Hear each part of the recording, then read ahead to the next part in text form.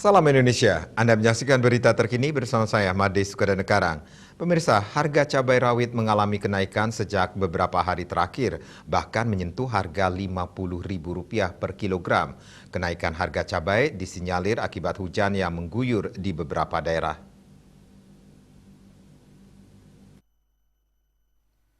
Salah seorang pedagang bumbu dapur di Pasar Badung, Niwayan Wandri, mengatakan kenaikan harga cabai rawit sudah terjadi sejak beberapa hari terakhir. Kenaikan terjadi secara bertahap. Sempat naik ke Rp35.000 per kilogram, kemudian Rp40.000 per kilogram, dan sampai Rp50.000 per kilogram. Sebelumnya, harga cabai rawit antara Rp20.000 hingga Rp25.000 per kilogram. Harga itu berlangsung cukup lama. Menurutnya, kenaikan harga cabai rawit memang sering terjadi saat musim hujan. Hal ini dikarenakan sifat cabai yang tidak tahan air sehingga mudah busuk.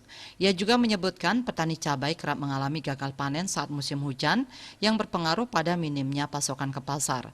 Hal senada juga diungkapkan pedagang lain di Ketut Murci. Dia mengatakan kenaikan harga cabai sudah terjadi sejak beberapa hari terakhir. Soal pasokan masih lancar, hanya saja harganya tinggi.